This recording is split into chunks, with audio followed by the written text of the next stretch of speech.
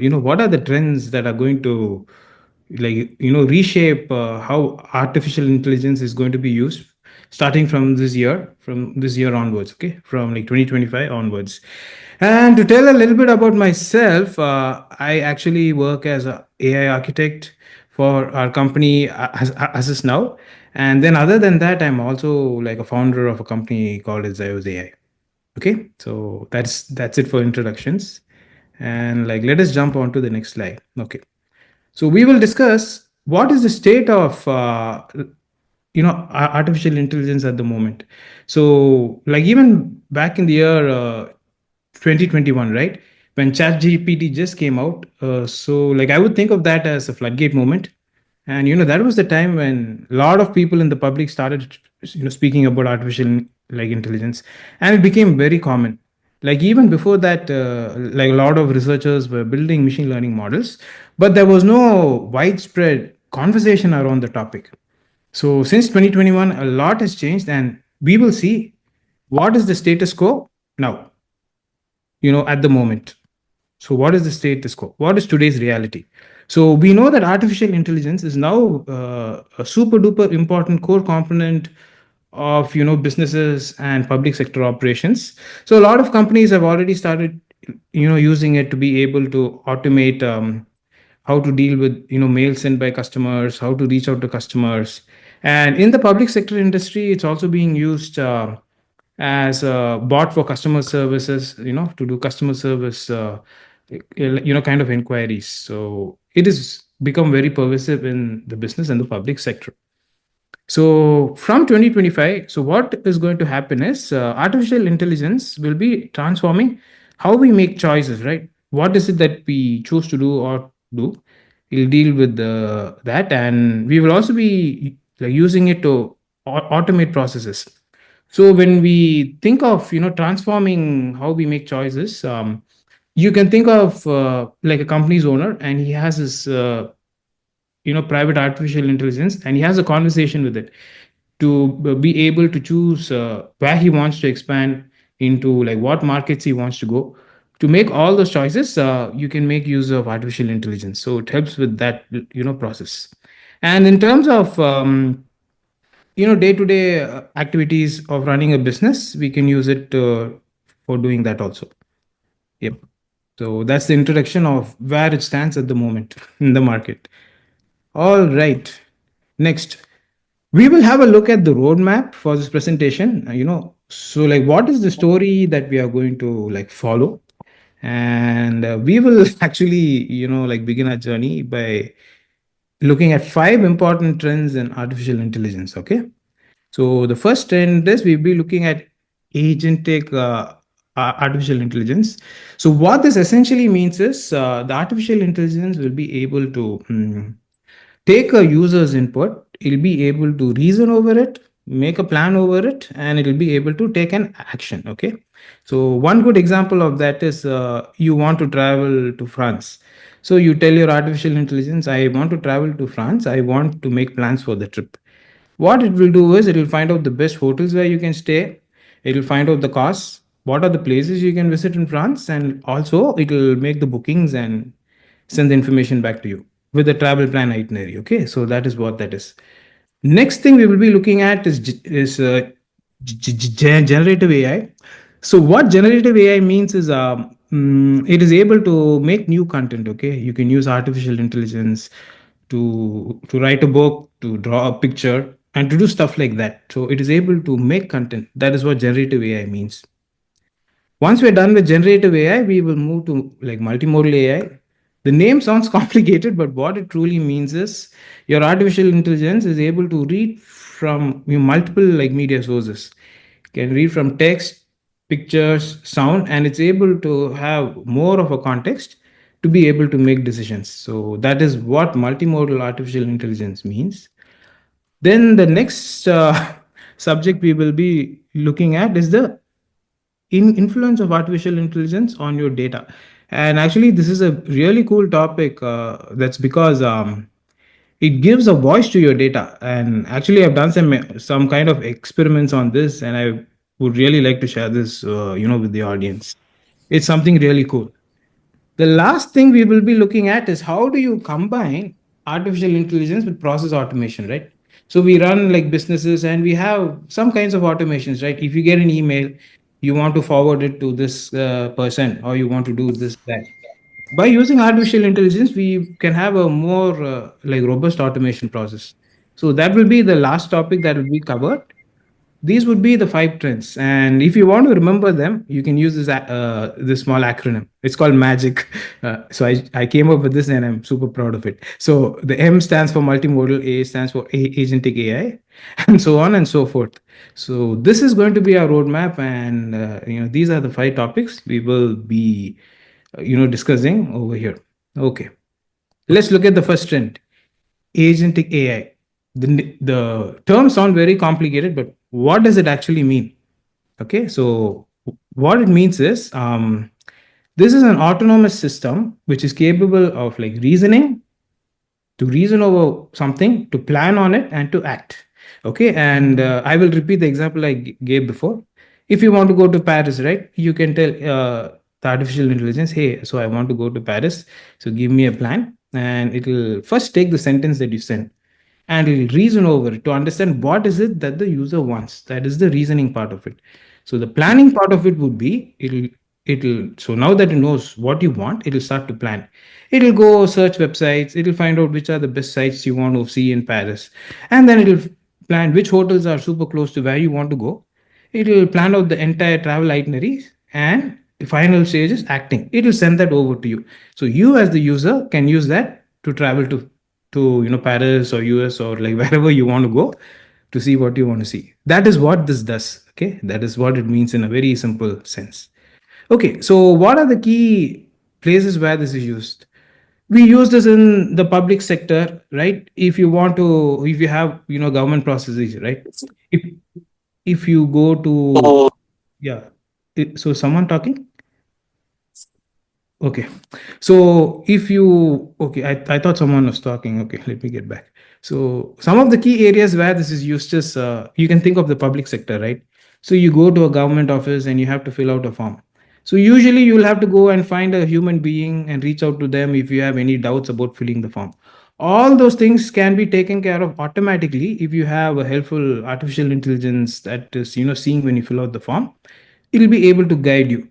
So there the reasoning, planning, and acting is used, and also inside companies, inside enterprises, you can use it to automate internal processes. Okay, so which are the simplest easy applications that you can use this for? One is password resets. So the thing is, if you work in an office, if you forget your password, you usually call someone on the phone and you say, hey, can you help me reset my password? But you can do those things much simpler by talking to your company's artificial intelligence, then it'll get the job done for you. And if you want to apply for leave, right, from your office, you can send vacation requests to this. It itself will send the emails to the respective parties, make sure that you get the authorization, and it'll send like the authorization for the leave or a decline back to you.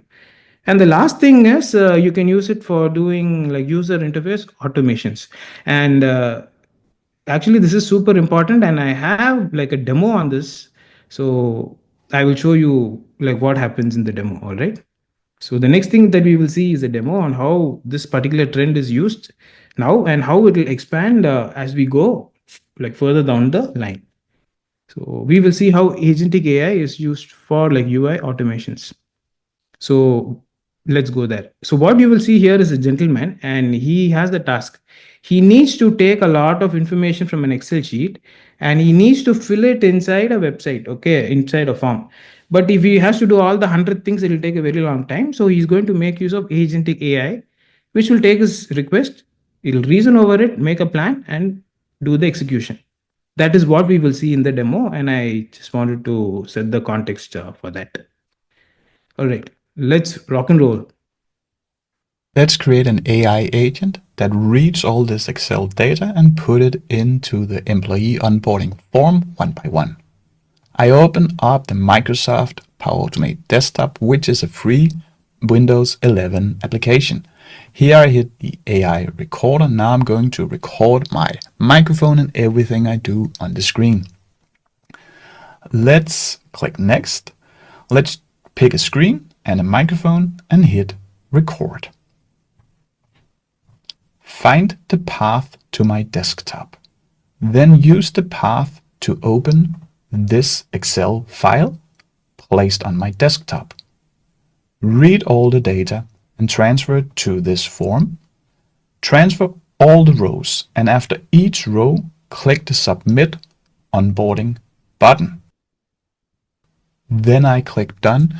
Now Power Automate Desktop, the AI recorder, will analyze my mouse movement, everything I said in these 3 sentences, and then it will create a script. So let's fast forward.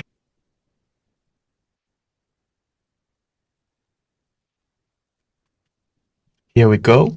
Here we have the script, and it's really impressive because this would have taken me a lot of time to create manually, or I might not be able to. The beauty of it, let me maximize it here, is that we can reuse or even schedule it. Let's test it manually if we are satisfied with it. So I can just click Run here. Now you will see that it launches the Excel and it will open up the web page, and now it will start to fill in the data that we requested. Here we go. Now it can fill in all the 50 rows. If you want to see a full demo, I created this video with all the new AI features in. Yes. So as you can see from the demo, it's really awesome, right? So this man, he just showed an Excel file. Then he showed the form where he had to fill stuff up, gave a couple of verbal instructions.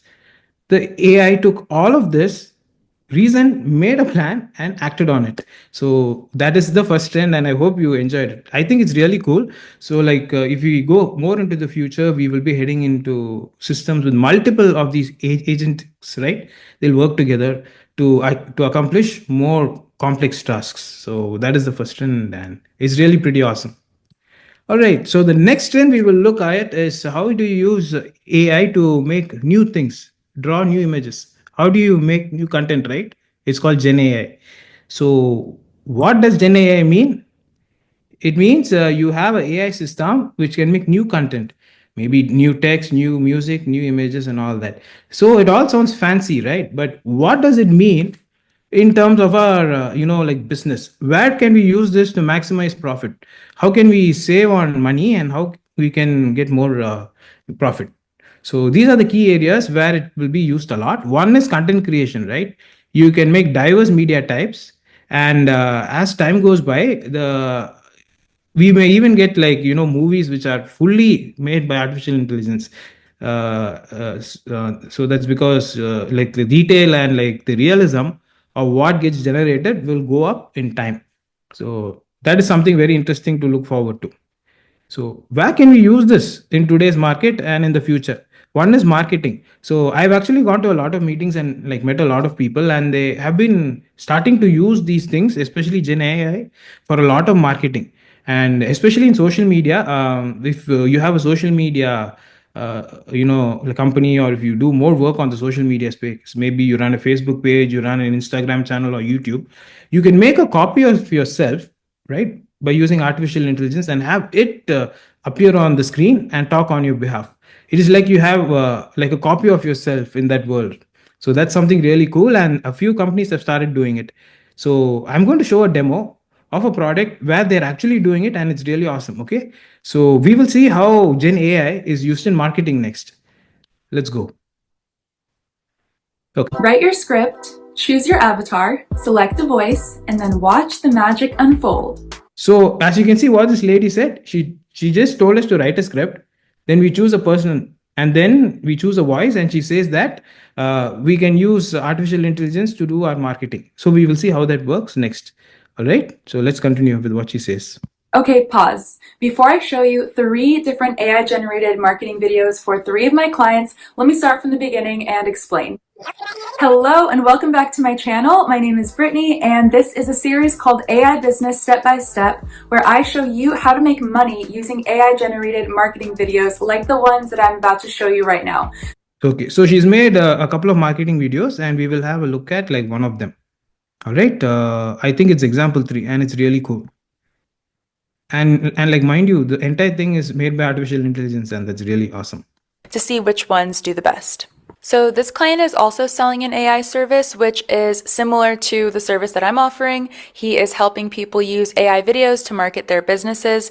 And so in this video, I've created another AI character who has a little backstory, and basically he's looking for a job. So here's this one. I'm not real, in case you couldn't tell. Embarrassing, but I'm actually looking for a job right now. I'm an AI actor, and Hollywood's been tough. So while I'm waiting for my big break, I'm here to make social media marketing videos for your business. Drop a comment if you know anyone who could use some AI marketing help, or share this video with someone who could use me. Follow for more AI business tips and to support my journey getting a job. So there's like a Okay, so as you can see from this video, it looks super real. And if you think of the possibilities, like going into the future, they are tremendous, especially in the marketing space. All right, so that was trend 2, and I think that's also something really cool. Okay, now the next trend, right? Trend 3 is when we deal with the artificial intelligence, that is multimodal AI. So what does multimodal mean, right? What does this stand for? Multimodal means you have a system which is able to take data from multiple sources, make sense of it, so it has a richer context. Okay, it'll have more context to be able to make accurate like choices. Okay, so that is what multimodal means. So a good example of that would be like even in our own human sense, right? We can think that we are reading a book, and this book is talking about a mountain. If we just read words about the mountain, you can say that the mountain is filled with trees, it has flowers and all. So our mind will come up with a picture. But if the book also has like a snapshot of what the mountain looks like, right? If you have a picture of the mountain and like the description, you have more of a context and you can know exactly what it is, so you can make a decision if you want to go to the mountain or not. So that is exactly the same thing that happens with multimodal AI. We have more context. We not only use text, we use images, we use sound, everything to build a bigger context, so AI can use it to make a decision. It helps with its like decision making. So like that is the key point of using multimodal AI. So what are the key areas where we use this multimodal AI thing? One is in data integration. Okay, if you combine different sources of data, you will of course get deeper insights, and then you can also use the deeper insights to make better choices, right? It's good for better decision making. And there are a wide range of applications for this. You can use it for like climate risk, to do risk assessments.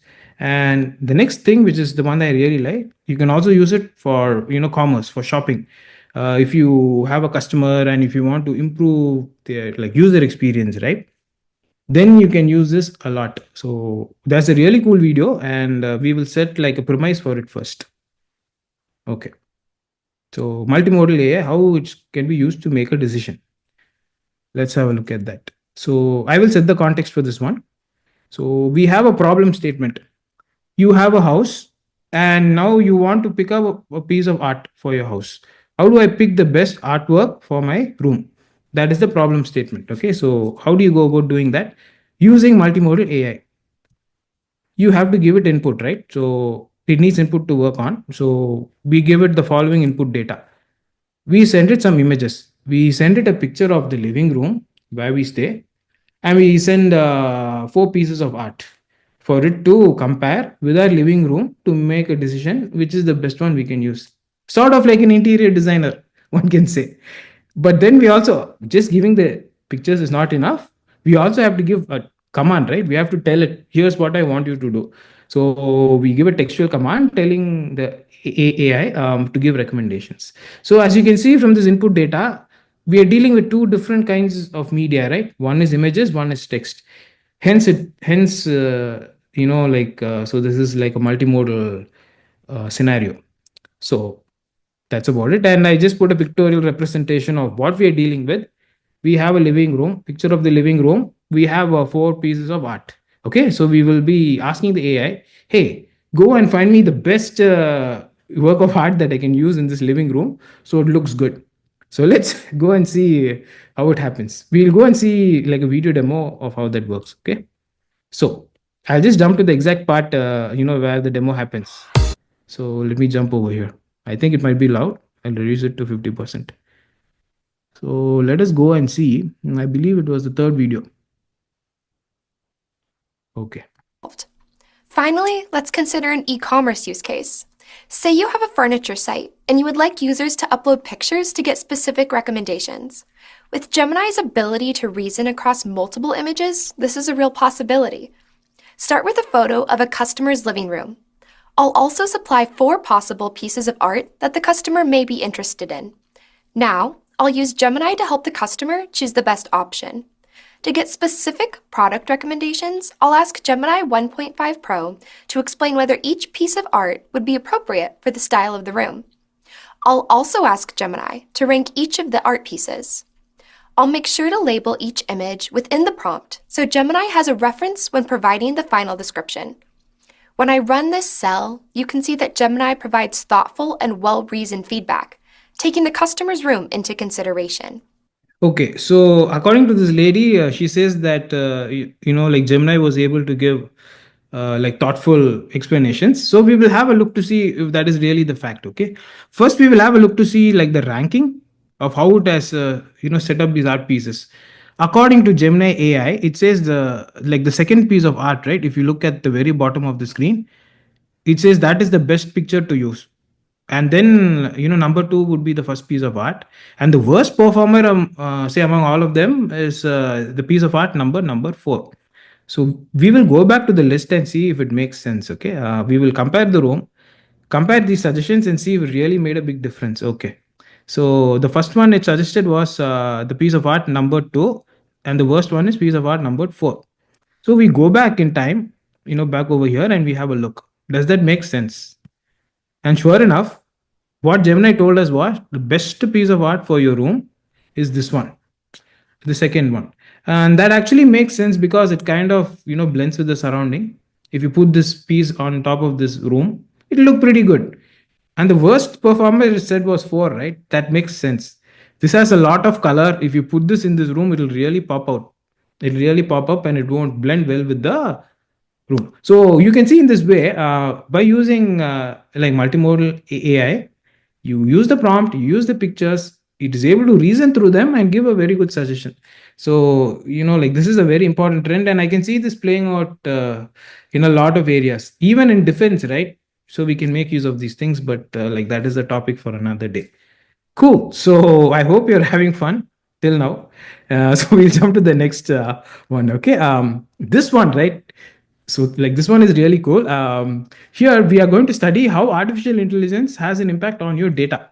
So if you think about data, right, just before ChatGPT came into the scene, most of us, when we think of data, we used to think about rows, columns in a SQL database table and stuff like that. When ChatGPT came into the scene, what happened was our focus moved to data which is unstructured, like just random text files or just images and videos. So we see a shift. We move from structured data in tables into unstructured data, and that has a huge impact. And here are some really cool things that we can do now. One is artificial intelligence makes your data super interesting, and I'll show you how in the next demo. Then it actually gives a voice to your data. Okay, it takes your data, it gives it a personality, and it makes it come to life. If you don't believe me, I will show you the next video where in the demo you will see it. Okay, now let us see how AI gives voice to your data. This is going to be a lot of fun. I really enjoyed this one. Okay, let's see. So hey there everyone, it's me Vichurch. So now I'm going to show a demo of how artificial intelligence can be used to work with unstructured data and bring like a lot of value. Okay, so I'm going to do this demo by using a product called as Notebook LM, which was made by Google. So this is another very interesting trend that's coming about, and I wanted to explore it more with you all. So how Notebook LM works is you will first have to go you'll enter into notebook LM and you can make a new notebook. Okay, you'll have to click this button to create a new notebook, and you'll get a new untitled notebook. So here what I will do is I will have to upload a file, and I'm going to upload a file that is not structured. Okay, so I'm basically going to upload my resume, and so you can see it is unstructured data, right? So it's got a lot of text and tables and all sorts of stuff. So it has no regular form, per se, but it has everything like scattered about. So I take this and I do an upload. Okay, I will upload the file from my drive. So here is the file. I will hit upload. So the thing is, when the file is uploaded, right, so we have an unstructured file. It's not got rows, columns like a SQL database, right? So we can ask some basic things to this file, like so like what is this document about, and we can have a conversation with the document that gets uploaded. This is just one part of the flow. So it says the document is about Vichurch Muthumani, an experienced AI architect, and his core skills and technologies and all, right? So all that is fine. But here's the really cool thing. Okay, this platform will be able to generate a podcast from the uploaded document, and it's as simple as hitting just generate over here. So generation will take some time, so we will wait and then we will come back once generation is done. Okay, so it looks like the generation is finally over, and now we will have like a listen to this podcast. Okay, so you can see that by doing this process. All right, so welcome to another deep dive. You know how this works, right? You send us something super interesting, and then we like kind of dissect it and try to pull out all the juicy insights for you. Yep, exactly. So you can see that already it has taken the content of the resume which I fed in, and it's made a podcast out of it. Okay, so like we will see like what exactly it's able to tell about the resume in like a podcast fashion. And today it's all about the world of AI, but like from a really practical standpoint. Yeah, and AI is like the hot topic everywhere you look these days. But what we want to do today is like go beyond the hype. Right. It's like everyone's talking about it, but like what does it actually look like to build these AI systems like in the real world? Yep, totally. And to do that, we're going to take a deep dive into the professional profile of Vichurch Muthumani. Yeah. So here's the really cool thing. So it's even able to say my name correctly, and it's made a podcast which is 18 minutes long. Okay, so we'll just jump to like a different like part of the podcast and see where we land. He's an AI architect, and his profile just like blew us away. Yeah, I mean, the guy has done some seriously cool stuff. So we're going to unpack his experience, his skills, the projects he's worked on, and try to give you a clear picture of what it actually means to be an AI architect. Okay, so that was the demo. I just got it short. So as you can see here, right, this thing, it is able to breathe life into a normal resume, and it's able to give a personality to it, and it's actually able to make a full show around it. So this is something really cool. It is able to bring the life to a document. I found it was really cool, and I wanted to share it with you. So that is trend number 4. How AI is going to change data, how we see data, and how we deal with it. Last trend which I will be looking at is how AI can be used for low code automation. So in the past, right, when we all used to do automation, we used to use stuff like UiPath, or one of those things where you have to click, drag, and we have to set up each and every step of the process, right? So that some kind of automation takes place. Maybe you use it for testing with Selenium and stuff like that.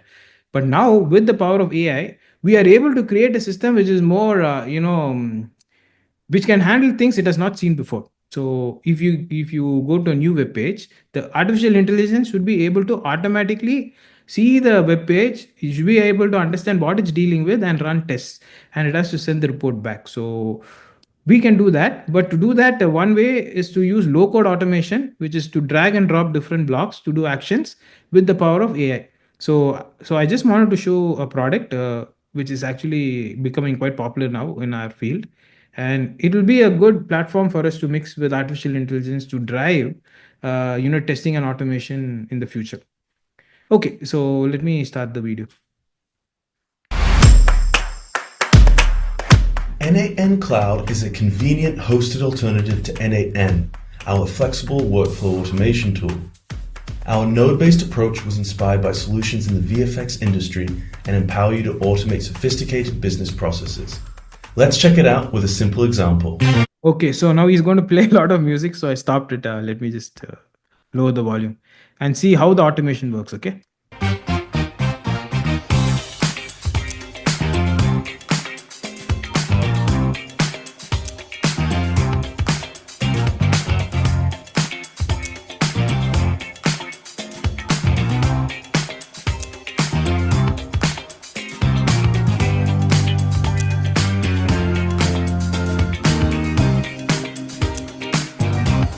Okay. So what we actually saw in the demo was this guy is filling out a form. It is able to automatically take the form, send an email, and it has a Slack integration that works. So how they accomplish all this stuff is through drag and drop. Okay. So far, what we've seen is just automation by using blocks. Now, I've seen a couple of people I met in the industry who started using artificial intelligence in this workflow to be able to do way more superb things. So that is something that is happening in the future. Like a lot of companies are coming up and things are really like blowing up now. So that was the last trend I wanted to share, and it's something very promising. People are making a lot of real money by like using this approach at the moment. All right. So we've seen a lot of trends. We've seen five of them. I hope some of them were new to you. And even if some of them were old, at least I hope it gave you an opportunity to open up your mind to see, so what are the things you can do with these things and how you can make profit and how you can drive your businesses. Okay. So now we will look at the paths to success with AI.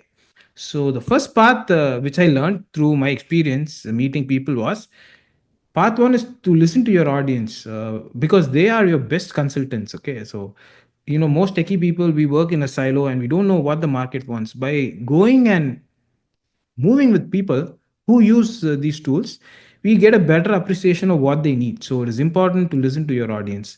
So that was the first key takeaway which I learned from my life. The second one is build fast by using existing tools. That's because this field is a very fast moving field. You may start a startup with a good idea, but when Microsoft is going to have its next expo, it will make a side project which will take out your entire company. So it's always important to build fast with existing tools, and most importantly, time to market will win over deep technical stacks. If you want to make money, you have to move fast. Use existing tools, and you have to market your stuff fast. Okay, so that is the next learning which I got from the industry. The last one is if you're not interested in making money quickly, and if you want to do things on your own, right? If you want to start a Tesla or a SpaceX, that is the long game. So that is part three. Okay, so part three is you have to focus on the long game. You build the entire tech stack and you make advanced AI systems with full control over the intellectual property. You do this if you want to change the world, but it's a very long process. And here we're talking about the likes of SpaceX and Tesla, where they do the hard engineering stuff. So these are the three paths which I learned from my personal experience, which you could use if you run a business and if you want to make money and really profit in this world of AI. So I'll stop talking now. I think I spoke too much. So thank you very much for your time. And now we will open up to the audience. If you have anything, feel free to ask me, and we can have like a vibrant discussion. Hopefully, thanks. Hi, Richard. Hello, hello. Who's this? My name is Vamsi. Like Hey, nice to this, meet you. this was a very good presentation, like webinar. Like I Thank you. just have one question. Like, what are the current industries which are getting most benefits from the AI industry?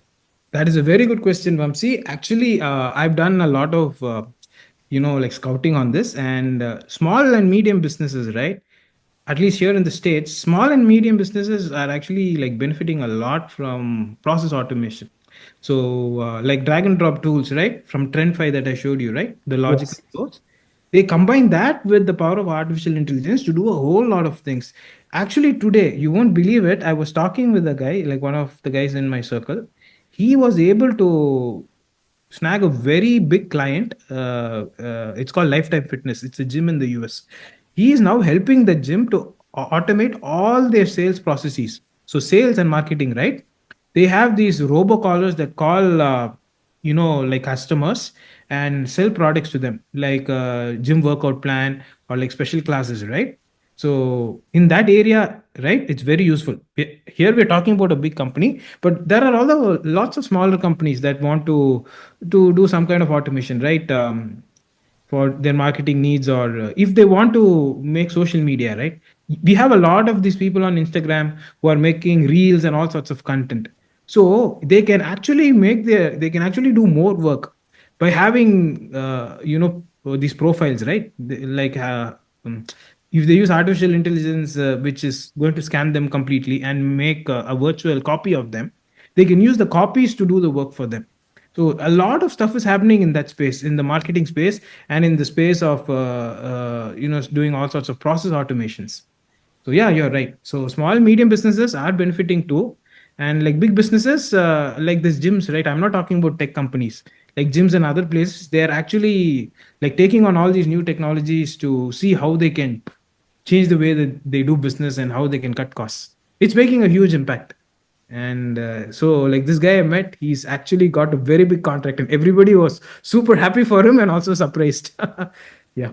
So thank you for that question. I hope I answered it for you, or at least gave Yes. Um, some I decent. have one question. Uh, Yes. Mandeep this side. Mhm. So I just wanted to know like how it will impact the ERP market. Okay, we have Workday, SAP, Oracle, ERPs, right? How it Mhm. impact that, and as a consultant or a developer for these integration and all that kind of stuff, how I can prepare myself for that? I mean, do I have to learn AI for that, or how it will be? There are different ways to approach it, and it's a very good question that you asked me. So like one of the things I really learned, right, by talking with people who use these things who are not technical. So these are Mhm. people who just started using these tools. What They all went to this common theme. Sometimes they use these tools as a separate silo. So you saw that notebook LLM I showed you, right? They Yep. use that to create presentations and other stuff. And once they know the tools, what they do is they go to this low code environment thing, where they drag and drop the tools and they link them up to be then they use that to do their work. It actually helps them to do their work, harder and faster. So deep knowledge of artificial intelligence is something you could have, but from my experience, right, and this was really surprising, more money is made by those who don't need to be too much invested in it. It is a matter of abstracting away the details, seeing the big picture, and how fast you can have these things combined together to add value, right? So at the end of the day, technology is just for value. It may be Yep. complicated inside, but we don't care. We abstract away, we roll it all back, look at it, and see. So I want to make this value. So what are the tools I can mix and match from this big recipe of mine to add value? So that is the kind of thinking you should approach it with. So people from a non-tech background are surprisingly much better to get the value out of it than technical people. So yeah. So like my advice to you would be, you can start with like the low code stuff, right? Like dragging and dropping stuff, and you learn all these different things. So from the video I presented, I'm sure you would have learned about notebook LM and the other tool where they make a copy of themselves to give marketing presentations, right? These are powerful things you can take right now. You can use it and make a business out of it. So yeah, that would Okay. be what I would say. I hope it answers your question, or at least it has opened your mind to new possibilities. Yeah, Yeah, definitely. Thank you. no problem. Thank you. Hi, Hey, hi, I have a Gujaraj. question. Yes, Venkat. It's Venkat Hi. here. This is yeah. Yeah. Sorry, someone else is actually trying to Oh, ask. okay, okay. Sorry. Yeah. Okay. Hey, hi. It's a very nice presentation and a lot of insights. Oh, I'm thank you. really interested to. I'm gathered some of the cases that really were useful, guy. And Oh. see, it's not a question, but it's more like I just want to find out from you. See, we have this low code, no code platform, right? Mm-hmm. So really disrupting out systems is one of the major player, and you have jury as well. And Mm-hmm. I'm just doing a comparison, okay, with AI. See, AI also primarily it's helping in covering or building up the apps, or I mean, we can say it's easing out the solution development, right? Mm, yes. So, and parallelly, if we again think on the low code platform also now, so it also does the same thing, but it also covering the enterprise solutions as well. So how do you see? See, these are two parallel tracks as per my observation. Uh, as per your insights, how do you think like these two are these two parallelly moving, or is there a path where these two will merge, and is there a scope like the low code no code stuff will wind off and AI will actually overtake it? I just wanted to hear from you. It's nothing. Okay, that is a very good thing. And I can only give you, from my experience, right, from the people I interact with. I met a few business owners who run companies that combine both, Yes. and they're actually like deriving tremendous value out of it. So one good thing is, if you look at the low code stuff, right, it does fixed actions which are very important.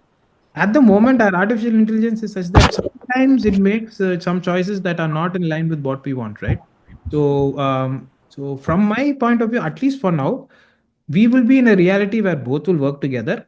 I think 2, 2, 3, 4 years down the line, we might get rid of the low code no code stuff and go fully into agents who will be able to do work completely on their own.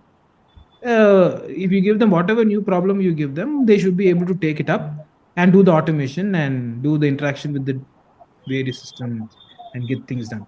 So that is the future state, and all companies are working towards that. But for the foreseeable future, right? At least let's say 2, 3 years, we have a window where we can really hit this and make money. So the big companies like Microsoft, X, they will all come up with very smart agents, which will start doing all this in the future. So I would say the time window might be just 2 to 3 years when we can actually capitalize on this. For now, Okay. yeah. I have an add-on question. Please don't mind. No It's worries. coming from the business perspective.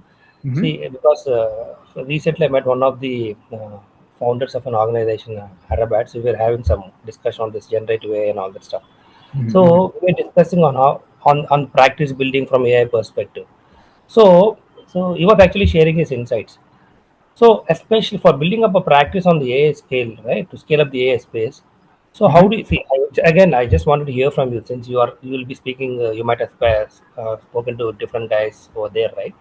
So, what kind of roles you observe, especially in the AI space, uh, from a practice building perspective for an organization? For example, prior to me, before you answer, right? For example, in the workday space, let us say issue.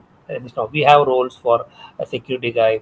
We have a junior level guy who can actually assist, and we have an integration consultant, architect, like that.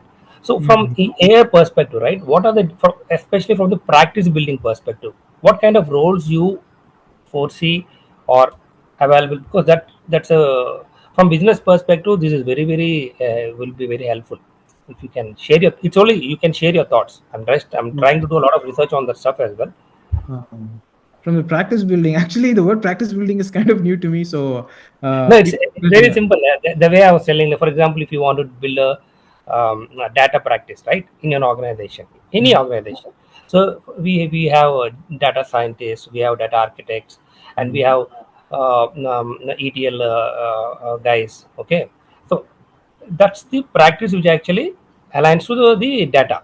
Similarly, earlier we used to have big data guys, right? Where we have used to big data is like now how AI is actually, I mean, disrupting the space, right? Earlier, Mhm. probably 5 to 6 years back, we used to see big data, right? How to open Mhm. all that stuff. So many people started building up their practice exclusively on the big data space. So they used to have data engineers. Then data engineer jobs started blossoming, and Python scripters came into picture. So Mhm. that's how people try to major organizations. For example, if you take Mhm. Accenture or Deloitte or other ISVs, they started building up those roles. Mhm. Similarly, AI space, it's just an example. In the Mhm. AI space, oh, see, anyhow, you are an AI architect, so Yes. that's one of the role. Mhm. Similarly, you can actually scale down what roles might be there and scale up and see what. So this is actually what the pipeline comes for the practice perspective. So Okay, I it's just understand. the So you knowledge. want, okay, I get it. So you want to Yeah, know what are the kinds of roles that would be more roles. Yes, yes. dominant. Okay. Yeah. Now, this is really cool because from what I've seen, people who have embraced this technology, right, they have moved into a different mindset. They always think of a product mindset. So they think of the big picture and they build systems. So you building systems, right, that is going to be a very important skill. So that would be like a top thing. You can call it AI architect, or you can call it a designer, basically, right? He's the guy who designs the cool thing. Then the next level, I would say, would be some kind of implementers. So people who can write code in Python, who will be able to talk with these models and who will be able to put things together. They would form the next tier. So we can call them programmers or developers. Let's call them programmers or developers. This is one silo. However, there's another interesting track that I got exposed to now, which is where all these low code, no code like platform people exist. They know how to, their job is to find out what is the latest and the greatest stuff out there, right? We got like like DeepSeek came out recently. China came out with like Manus AI and all those things, right? These people have a very different mindset. They learn all the tools out in the market. They are the tool experts, and they take it and they export it into this no code platform to build fast value. That is a very different track that has come up, and there's a lot of people who are like taking on to that. So from my experience and from talking with people, so these are the things I see.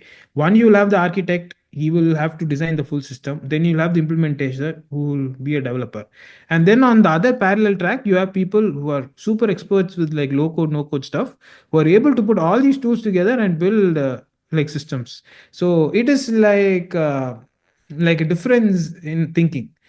There are two different paradigms. You go through the code route or you go through the low code route, and see which delivers value, and see if both can deliver the same value, or if one is able to deliver like value faster and time to market if it's able to save, versus the other. So from my point of view, I can think of that. You have the architects, you have the developers, and also you may have people who need to go and talk about these things, right? So they can talk about these technologies and help people out. So they're like those tech evangelists, right? So I can see those things like come up. Thanks, And man. yeah, and to be honest with you, that's all I can say for now. So it's a fast developing field, right? So from my experience, this is the only input I will be able to like offer you. Hope it makes Thank you. sense. Thank you. Thank you, man. No worries. Yeah. Hi, may I proceed to ask a question? Yeah. Yeah. Please do. Please do. Hi. So, in your earlier conversation with one of the teammates, I have heard you telling about how the sales and marketing are being automated through AI, Hmm. and it's a really good thing. But one negative point that I have observed about it is I stay in United States and I receive a lot of spam and scam calls. And Oh, the moment I okay. answer the call, an AI generated tone qualifies and checks if you're eligible to be scammed or not. That's the funny part. And Oh, I then see. Okay. proceeds the call to a human, and he then says that he is from an insurance company or whatever, and tries to steal money from you. Being an Hmm. architect, do you think there is a checkpoint or a kind of security check that could be included in future to see if anything that is related to AI is being put to proper use, or if it is being put to in this kind of activities? So is there anything that's going to stop it from getting into the bad hands or getting onto the negative side, or is it completely That, personal? that is a very good question. And the funny thing, this goes back. So it goes back to history, right? Mm-hmm. Whenever you think of technology, right? If it goes into the right hands, we can do tons of good. If it goes into the wrong hands, it completely can ruin the world, right? Like True, even exactly. fire can be used to warm you, or fire can be used to burn buildings and take over countries. So Yeah. ultimately falls into the hands of the persons. However, there is one thing we can do though, and that one precious thing is we can always teach people, right? The next Mm-hmm. generation of people who have a likelihood of being scammed, Mm-hmm. what scamsters will do. They all follow a general pattern, right? They'll first Mm-hmm. call you and they'll put you in some kind of a time constraint. That is the usual play. And then they will Exactly. try to, when your mind is disturbed, they'll try to do what they need to do. So we need to just inform people and get those things sorted out. So things are only going to get more complicated in the future, right? Now with Mm-hmm. fakes, which are really good, they're going to get much better over time. It'll be very difficult for us to be able to differentiate. So we need to teach people to be careful about these things, and I guess that is one way where we can stop it. From a coding perspective, right? I met a couple of like people in the security sector, and security is not what I'm an expert in. So they look Mm-hmm. for patterns in data. If you have a conversation with a bot right on the phone, Yeah. uh, so there are some signals or vectors that we humans can't perceive, but Mm-hmm. other artificial intelligence is able to dissect this and know, like based on the detected information and the signals, right, the vectors, it's able to like figure out whether it's a real human or not. So we can set up Got it. such systems to be able to find out whether true human is there or a fake. So that's a very interesting area. I think it'll go into the realms of like cybersecurity and such. Yeah, the thing is, I'm not an expert in that. I'm more of a business type of guy, so I Yeah. can't do more about that. But it's a it's a very promising field, and a lot of things can happen, man. And speaking of which, right, you think of viruses now, right? So now Mm-hmm. they're mostly logic driven. Imagine a virus that uses artificial intelligence. It is able to change its behavior and move and navigate, right? That's So scary. Yeah. that's scary, and so many interesting things can happen in the future. So it's going to be a lot of you know Yeah. fun in a way. And Yeah. one thing is like, do you think it is absolutely necessary to include AI in every aspect? Because like we recently see that X has got Grok AI for itself, and do you think it's just a buzzword and companies are following it and including AI wherever if it is necessary or not, or do you think it is absolutely necessary going forward? That depends on what kind of company we are dealing with, right? And it's Mm-hmm. also depends on the budget of the company. If you think about it, there are a few small things, right? Small scale things where companies can get benefit, like maybe automation inside the office and all. But the bigger investments, right? That will Mm-hmm. be decided by the market. Now we are all slowly adopting the technology. There may be some domains where we don't need this at all, right? True. That only Mm-hmm. time will tell. We should always have an open mind and not assume that we need AI all the time or we don't need AI. So it's Right. always to go in the middle round, and ultimately it's the market, right? Ultimately the Mm-hmm. market is what is going to dictate supply and demand. So only time will tell. But I can envision a future where all companies will have an agent, and Mm-hmm. these agents will talk like between companies, okay, and make decisions.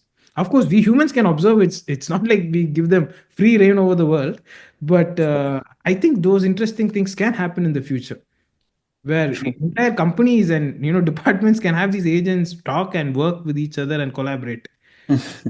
Right. The Got it. future is out there, man. It's just a matter of seeing where it will take us and how many checks and balances we as humans need to put to make sure that we are the ones who make it on top, right? We make it. Yeah. We control Yeah. it. Yeah. True. That's a very good question, man. Yeah. Yeah. Really like. Thank That's all from my side. Thank you. thank you, man. Yeah. Hi, All right. Hey, Richard. Yes. Hi. This is Shailendra. Just adding on to the point that we just discussed, right?